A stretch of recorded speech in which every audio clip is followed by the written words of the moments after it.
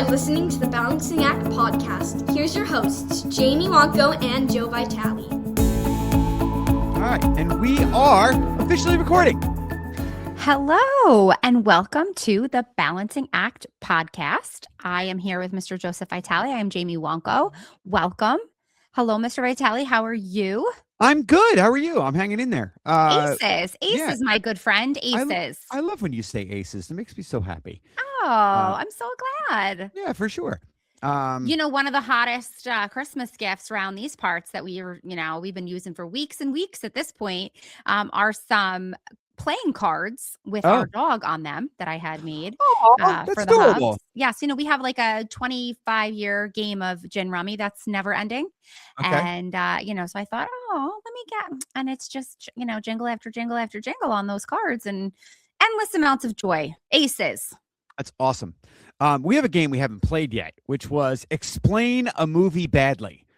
And I saw it online when I was sitting at Barnes and Noble, and it on the side of the box, it like explained the game, and then it had like a sample, and it was like, father loses his son and finds him at the orthodontist's office. What movie is that? I'm putting you on the spot. I don't know. Finding Nemo. Oh, Nemo. I know. I just read it and I was like, this is so fun. We have to play this game. Yes. We haven't played it yet. But definitely during family game night, that's definitely going to come on. That sounds fun. I like that. that. It does. Yeah. Hey, you know what doesn't play games? Our season 3 sponsor. That's right. They don't. Okay. Our season 3 sponsor, season 3 is brought to you by our presenting sponsor, Teachers Insurance Plan. Make sure you check out their website, which we've tagged in our episode. Teachers Insurance Plan, auto insurance that brings exclusive educator savings and exceptional customer care to New Jersey and Pennsylvania educational employees. Well, there you go. There you go. Thank you so much, presenting sponsor. Yeah, we have a guest. Go ahead. I don't know if you're ready for the situation that you've set yourself up for today. It's going to be interesting. To Jamie sent a microphone. All right, let's bring her in. Hello, Jamie Ruffner. Hello. How are you? Good. How are you guys doing? Yeah, I feel like for this episode only that I should switch it so this way I could be like in the middle. Double Jamie. Jamie sandwich. The Jamie sandwich. I think I need to be. That would be weird if I said it, so I'm not going to say it. So yeah, it's very exciting to have you. I follow you on social media and reached out to you, and I think a lot of your content is so relatable and fun. And also funny and poignant for a lot of the things that are going on in education today. And I was like, yeah, that happens to us. Yeah, that happens to us. Yeah, that happens to us. I was like, I got to talk to this other Jamie, no offense, and see if we can discuss, some of the things that are going on in the hot button issues in education today. So it's really great to have you. Thanks for joining us, Jamie. Oh, thanks for having me. Yeah. So tell us a little bit about you and your journey. I know you're no longer in the classroom. We'd love to hear a little bit about it. And what I love about that is you're still doing things to help teachers, in the classroom, in the day-to-day. So I'd love to hear about that a little bit from you. Oh, well, thank you. I appreciate that. I am very still passionate about education, even though leaving the classroom, I kind of felt like it's been about a year now, but when you feel pushed to do something, there was really no choice. So I can get into that later, but my husband is still in the classroom. He's a 7th grade science teacher. Okay. So, just some content already this week. Made a funny one about The Biggest Loser. Do you guys do that at your school? Oh, we do. Oh, contest? They used to do that at our school. And I never did it. I did. And then they once lost all the data of everybody's weigh-ins for so many weeks. And I was like, I'm out, guys. Like this. It was heartbreaking. It was like, are you kidding me? Look at Jamie's the other Jamie. Jamie Ruffner was her look on her face like, oh my God, I lost all the data. Like that is. I know. I'm thinking, how would that go over if it was student data, right? But, it was worse because it was us. No. That was a heartbreaker. Someone was looking at it. Yeah, right. I'm sure that this episode will be out, probably after that content is. So what did you make in regards to The Biggest Loser video, if you don't mind me asking? What'd you put together? Just the 2 points of view, the person who's, all about, let's do it. It's a new year, new us, teamwork. And the other person who's like, I'm not going to be publicly shamed on a scale in front of all of you. I got bigger problems. So there you go. Just that kind of thing. So I could see that. I remember that one of the last times they did it, I think one of the guys who did it was like an ex-wrestler. So he knew it was coming and he bulked up. He was like, I'm going to the electric chair. I'm going to eat my way through the holidays. So he got really prepared so he could really tip the scales, no pun intended, in his favor. So, yeah, it's interesting. I think my husband did the same thing, except not intentionally, but meaning to win. That's great. Oh, that's awesome. Yeah. Anyway, a little bit about me, I guess. So I became a teacher kind of later in life. It was my second career. I actually went to school for journalism, broadcast news. So it's kind of funny that now I'm making videos and enjoying making content, because I guess I always kind of liked that. But I did get my master's in elementary education and started my career in North Carolina with my husband. We were down there. And so it was interesting. In some of my content, I talk about like working in a state that didn't have a union versus one that did. I'm in Ohio now, and spent the bulk of my career in a middle school in 5th grade, a 4 through 8 building. I always said I would never work in a middle school. That was my one thing going into education. I would never do it. Middle school teachers are crazy. The kids are crazy. Everybody's crazy. But I landed there and I loved it and realized I was crazy too. And I was right where I belonged. So actually left my career in 2nd grade. You don't go backwards. Everyone told me you can't go younger once you've taught older kids. Don't do it. Yeah. And they were right about that. But so after the pandemic is when I really got passionate kind of about emotional regulation, social emotional learning. I have been a yogi, an avid yogi for a long time, over a decade, and did a program called Breathe for Change. Have you guys heard of it? I have not. No. Okay. So it's a yoga certification, but it's also an SEL facilitator certification. So I did that with a couple other teachers in my middle school after the pandemic and started doing a yoga club. I hosted a mental health challenge through Google Classroom and got like the whole school involved, and it was really great. But really ran into some red tape as time went on, and I was trying to kind of grow the program and things like that. Eventually reaching my burnout, not saying that was the reason. I also have 2 boys that are 8 and 10, and when I moved to 2nd grade, my son was also in 2nd grade, and I was just very unprepared for what happened in that classroom. So yeah, a lot of the content that I make is things that have happened to me. And it has been a really wild ride putting myself out there because, you know, I have commenters that are like, oh, you were probably that fussy teacher who always complained, and like, not at all, like never. I mean, I found that to be disrespectful. I always, was like very professional in meetings. And so a lot of this content that I'm making has been just like pent up, like how I feel. Like it's so ridiculous. And of course, before this, I didn't even have my real name anywhere on my social media, period. I used my middle name because, like just trying to be professional. So that's been a big part of my mission, is saying things that teachers can't say because they are in the classroom and they do have to I'm laughing worry about it. Jamie and I have talked about this, that we want to, not in the same way, but we want to do an episode. It's like, you just can't say that. You can't say it. And really it's more geared towards some younger teachers who there's some brashness, if you will, that maybe they shouldn't have just yet. You just can't say it.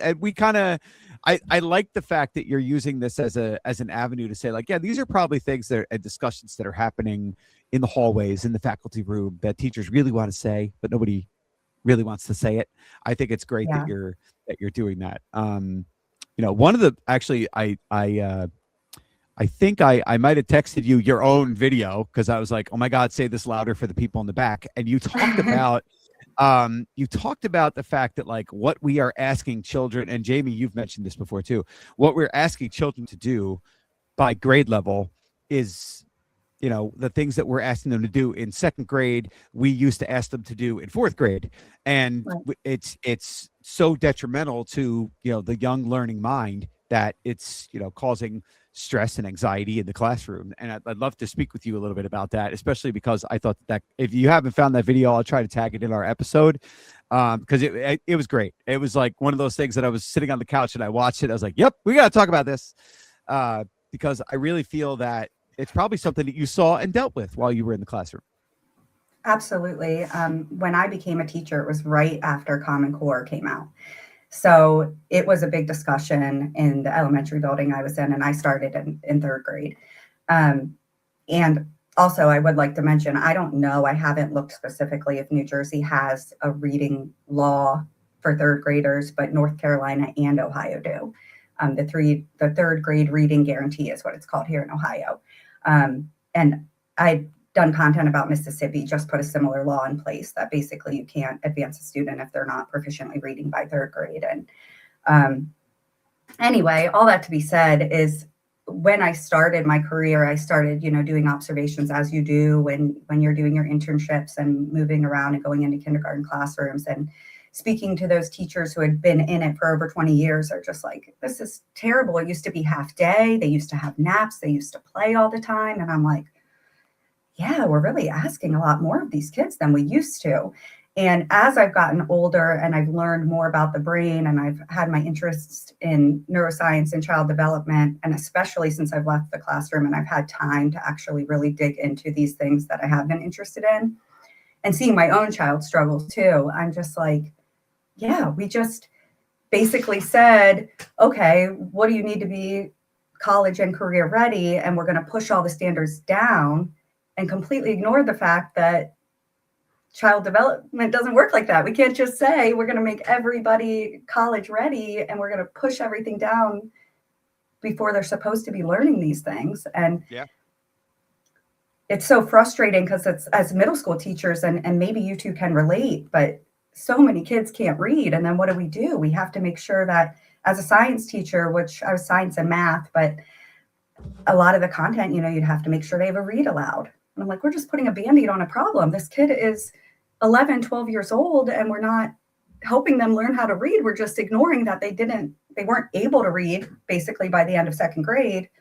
So now we're going to make accommodations for them the whole way up. It's silly. Yeah. So I have a son who's 17, and he was having so much difficulty learning how to read as a younger kid in first grade.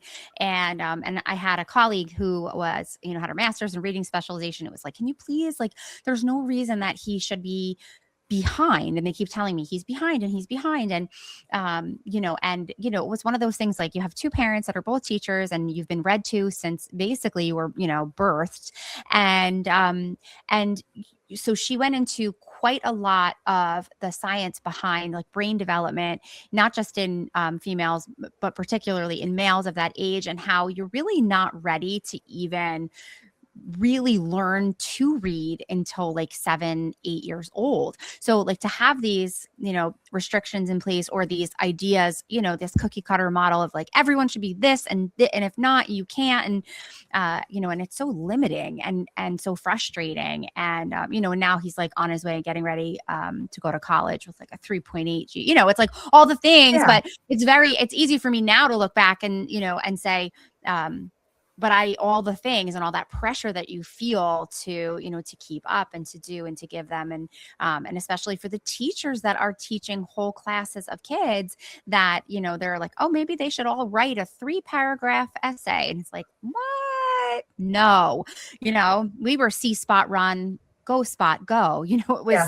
we, and it is those important building blocks though, because you cannot, have Z, and if you haven't figured out A, it just doesn't work that way. Both literally and figuratively. Yes, Right? absolutely. Yeah. And that's, I really felt so unprepared when I went into second grade teaching these kids how to read. And I'm like, oh my gosh, I've been a teacher over a decade and I am trained in this and I am prepared to do this, but just so many deficits and lots of executive function issues, which at the time I didn't even know what those words meant.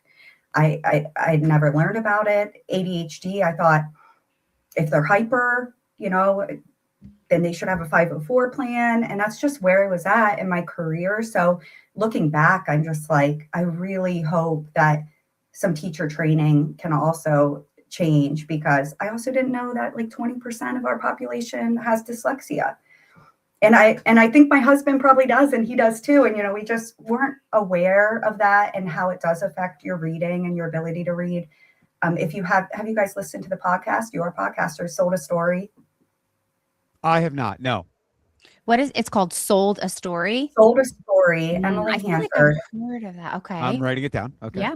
You have probably heard of it because she's a journalist, and she revealed a lot of things in reading that has changed actual laws.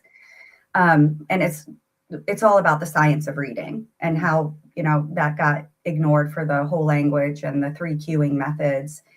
So I had already been out of the classroom when I started learning all of this. And I'm like, oh my gosh, like children with executive function struggles and ADHD are typically 1 to 3 years behind their peers academically and socially. Yeah. So, to expect so many of these kids, and then you're sitting there in 2nd grade and I'm getting my class roster and I'm like, actually I had 1 kid that was identified. So I'm thinking like, oh, it's going to be easy year. Well, none of them are identified yet. Right. And these are like critical years. They're learning how to read, and you can just see, and my husband would joke and be like, oh, we'll have to go back and look at my list by the time they get to 7th grade and see how many of them are. And it's like, right. Yeah, but we're just going to watch them struggle until they get to 3rd grade, get caught in that net, and until there's somebody available. And in the meantime, we're going to put them off. It just, the whole thing is a mess. It was really just, I felt like crushed by the system. We're in a building that, actually our whole district pretty much there's a good amount of ELL students in the district. And a lot of times that their inability to read is sometimes attributed to the fact that, of course, they don't know the language all that well. But we're finding that a number of students are unable to read in their below grade level in their native language. So they're already behind the 8 ball, and now we're expecting them to be up to snuff at grade level of a language that they do not speak regularly. So we have that problem as well as the class sizes and stuff like that. I don't want to say we're fighting, but we just have to deal with it. It's just something that we have to deal with. What are some tips that you have for parents with executive functioning and trying to help their children? So maybe not looking at it as much from a teaching point of view, but from a parenting point of view. Yeah, I'm so glad you brought that up, Jamie, because that has been like, obviously, I love my students, and you guys probably feel the same. You want to leave an impression on your students that help them in life, not just one specific thing in your content area. So that has been a passion for me. But I actually, right before we jumped on here, was helping my son with his reading homework, and he's in 3rd grade. And he hates doing homework. He hates starting anything. His task initiation is just, it needs a lot of help. So one thing I would recommend if your kid is struggling with task initiation, like, he has popcorn when he does homework. It helps him. It's just such a silly thing, but it's like his dopamine hit to be able to have a little snack while he's working. And then I set a timer and I say, let's just do this for 1 minute. And then once he gets rolling, he's fine. And then I'll reset it and I'll say, I bet this won't even take us 10 minutes. Do you want to see if it does? And we finished 3 pages of his reading packet. It's far too much, but he stayed pretty focused for him. So a lot of the tips that I've been learning about are really helping me. So, I mean, using a timer, I got both of my boys magnetic calendars for Christmas. Yeah, that's really good. Yeah, that's a big. So they can see their week, when do they have basketball practice? When do they have musical? And what do they have to do? They have their AM and PM routine. And I'm like, oh my gosh, all the years that I've spent being like, now go get your shoes. And I thought I was doing a good job because I would say one thing and then wait for them to do it. But that was so much on me. Yeah. Remembering everything they needed to do and the steps and make sure it's all done every morning. And all it took was now like giving them this list that they follow, and they love having that kind of like agency over it. Yeah, the responsibility too, and then that kind of becomes your anchor chart, right? Where you could be like, hey, Yeah. do you have all your stuff? Did you look at your list? Do you have everything that you need?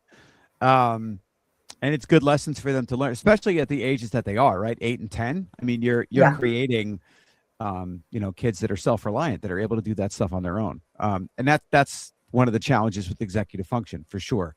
The timer thing is a great idea to use with your students. Like, let's do this for 5 minutes, and like, wow, let's see how much we got done in 5 minutes. That went by like a blink of an eye. And just using things like that, I think those are great strategies. My son during the pandemic used to I just thought about it. It just made me laugh. And he used to come out like in between classes. They would get like their break. They would get like a 10-minute break from one class to another before they had to be on one meeting to the next. And he would come out, and I'd still be teaching, and he'd be like, well, time for my 10 o'clock. And he was in 7th grade, and he would walk to the cabinet. He'd get his little bowl of goldfish and like 2 Oreos on top. And that was his 10 o'clock where he would have his snack. But, like you said, with the popcorn, right? It's just something to be said where like you got that little thing that keeps you focused, intentional, and organized. I think that's great. Right. Yeah. I use Diet Coke from McDonald's. We all have Diet Coke. See, Jamie, I'm telling you, I have many a thread with former guests of ours where it's like Diet Coke videos. People love it. Shout out to Dr. Santarelli. Shout out to Courtney White.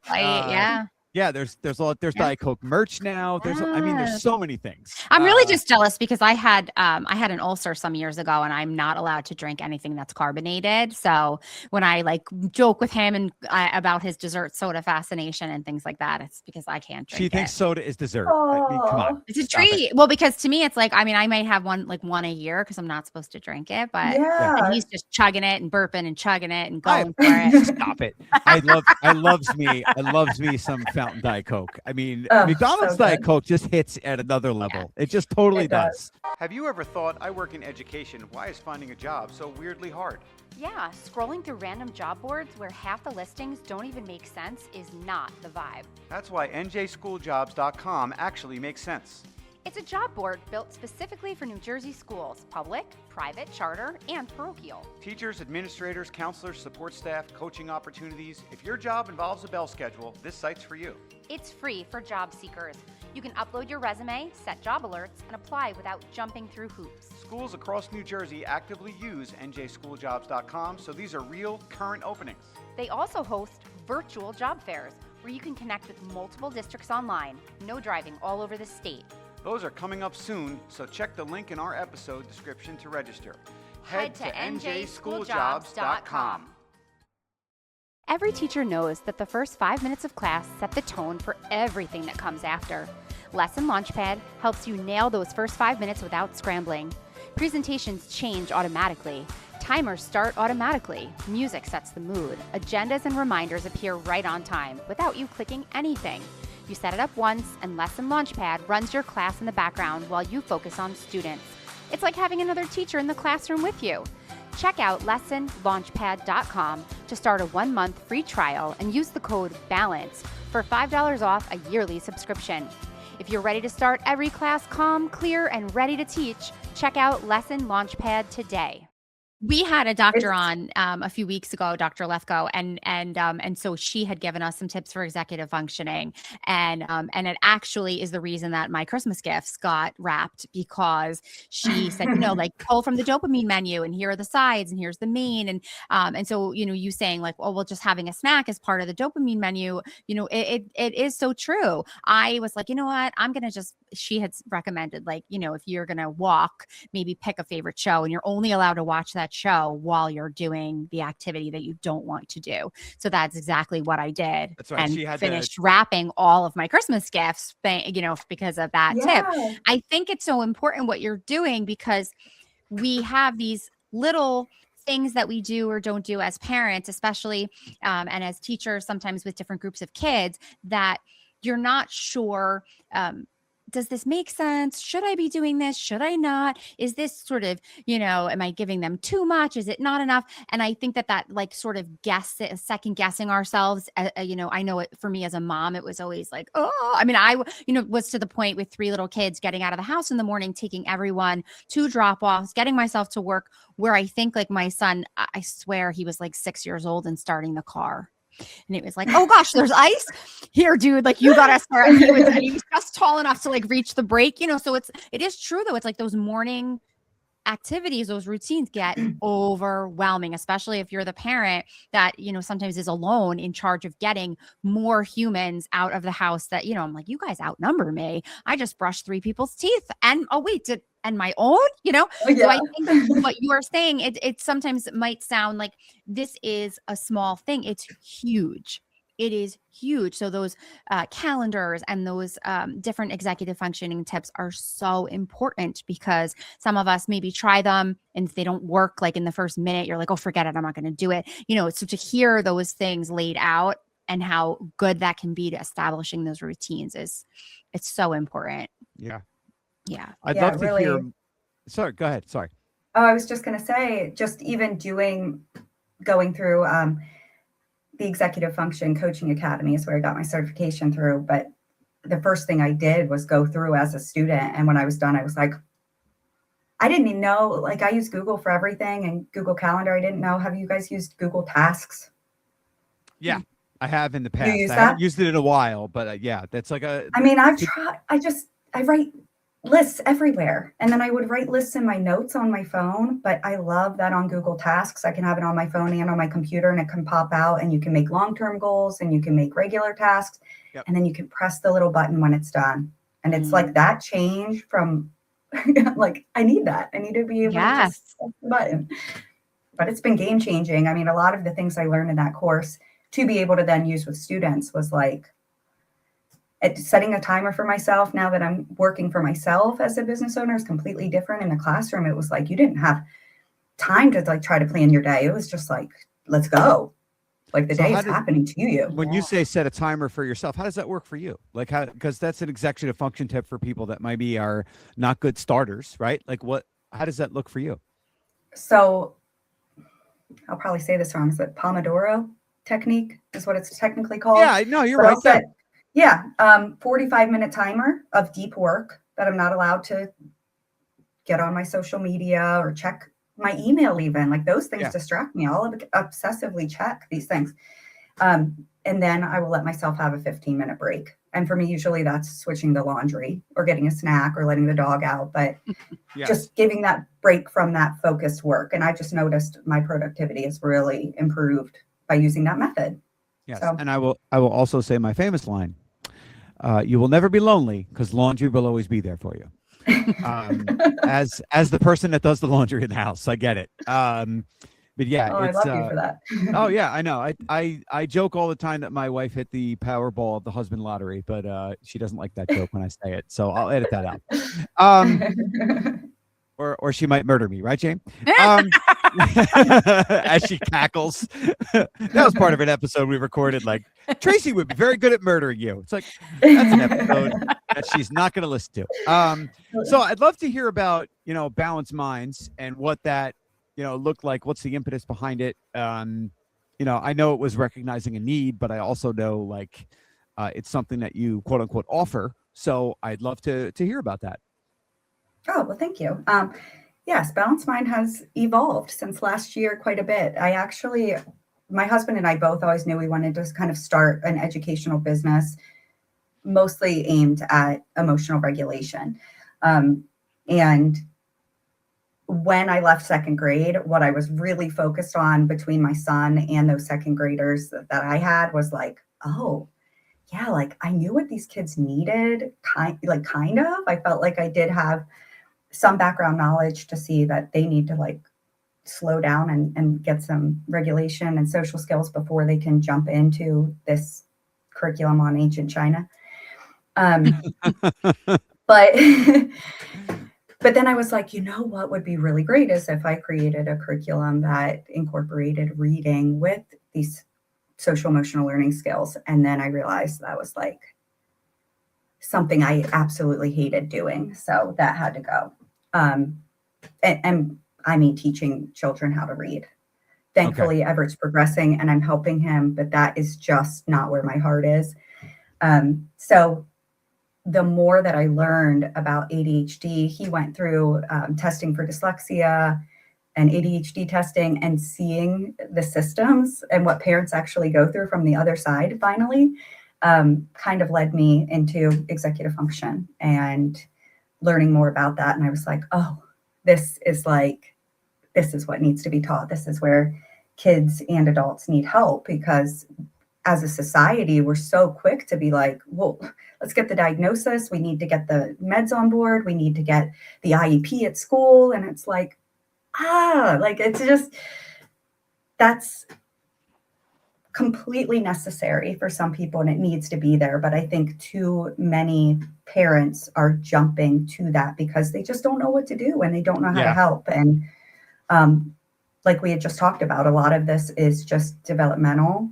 Mm-hmm. I feel like as a parent who was panicking this time a year ago with my child and him not being able to read, I feel so much calmer, and that co-regulation is so important. I can see such a difference in my kids just by me being different and being able to regulate. So, so luckily I picked kind of a vague name for my company as it shifted. It still has the little book because that's how it started. So but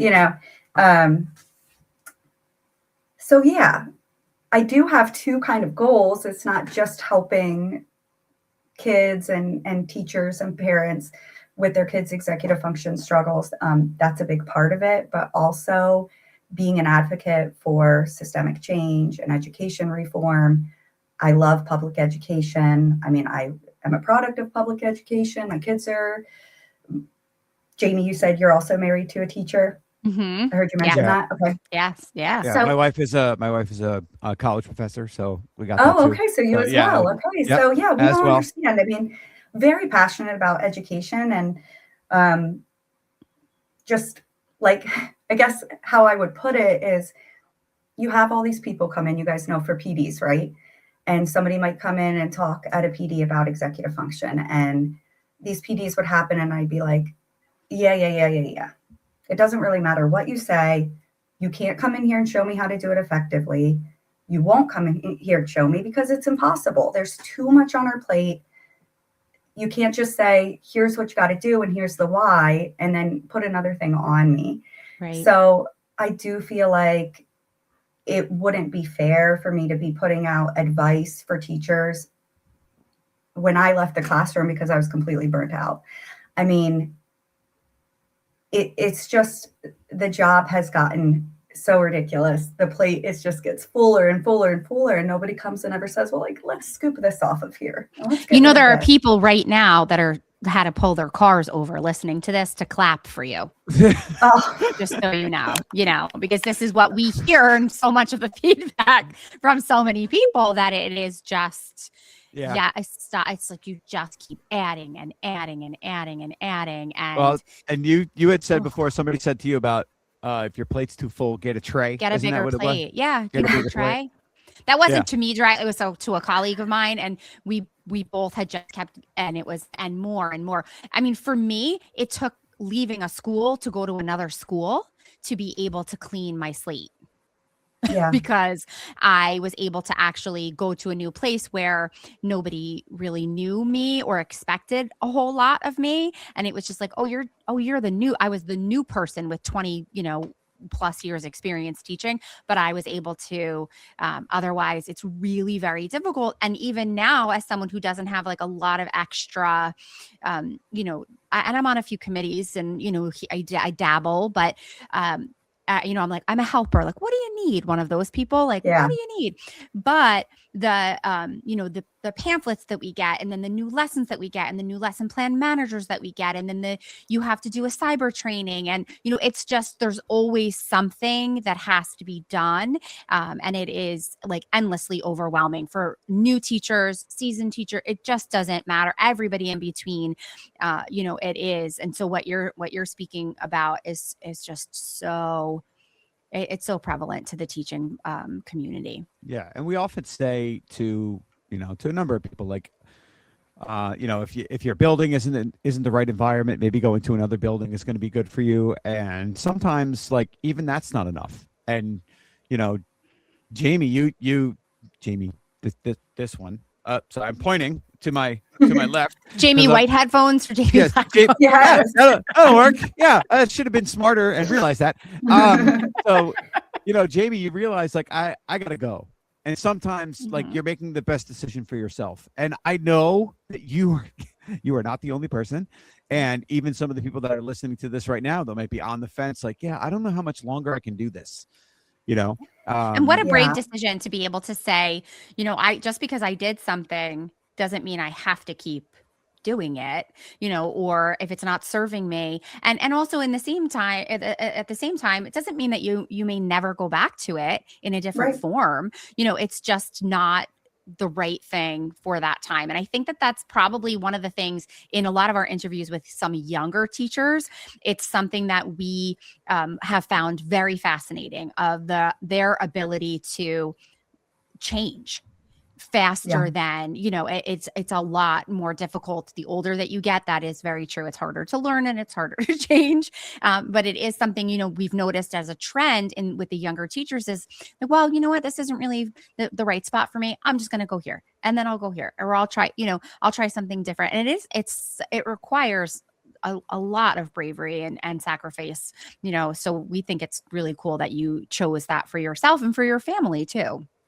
Yeah. Well, I do want to just add, so many teachers talk about burnout, and I will, like, wholeheartedly admit when teachers used to say that, I'm like, yeah, like, who isn't burnout? I mean, you guys are parents, it's like you're a working parent. Everyone's like, oh, get a real job. You're just a teacher, and they don't understand the demands and also the, like, empathy fatigue that we carry with us and keeps us up at night and all of the things. So it wasn't all of that, and yoga and self-care and all of that was really helpful for me. But I had, look, I'm all, like, irritated by something. Sorry.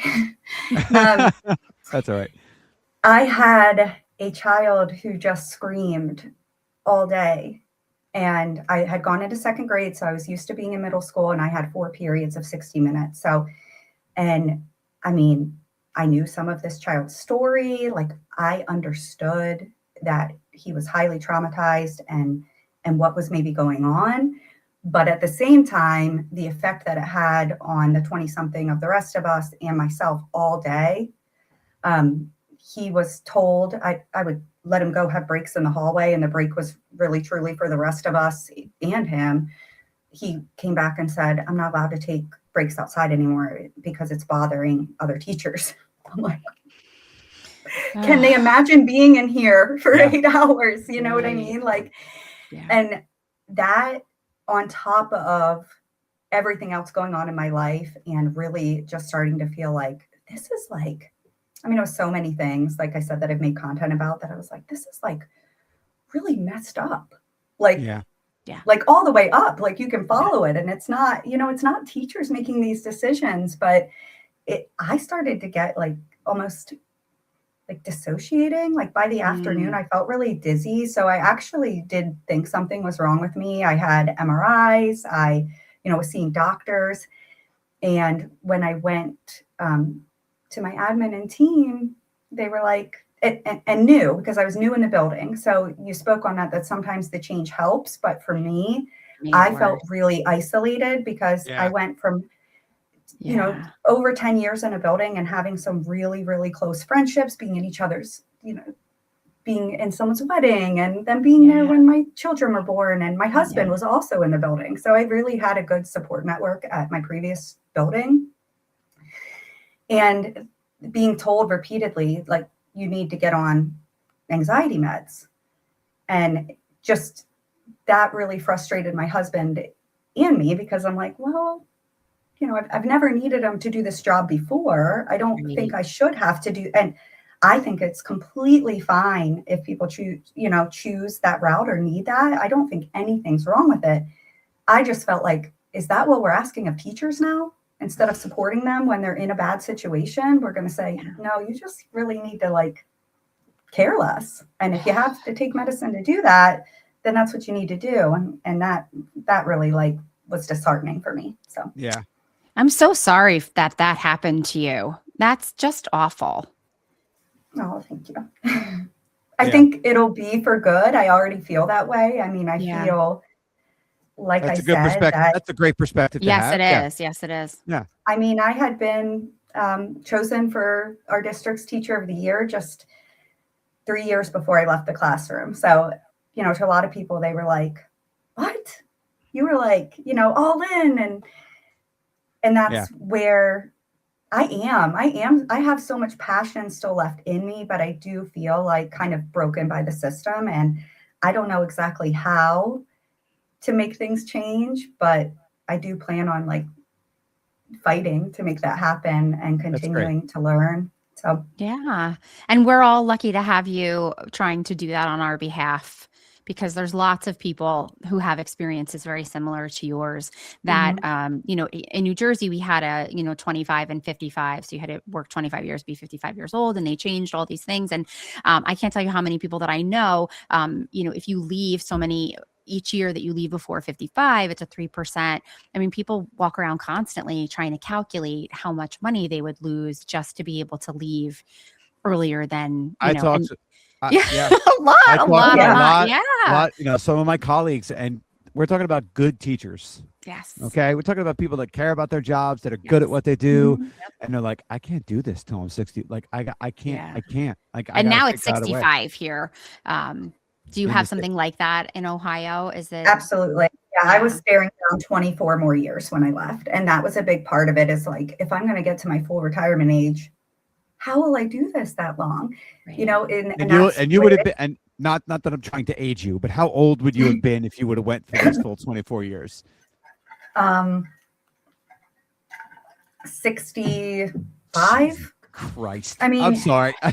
Yeah. There's a reason why 65-year-olds don't teach second grade. Like, it's you know, and again, if you're 65 and you're teaching seventh grade, I mean no disrespect whatsoever, but you are a unicorn.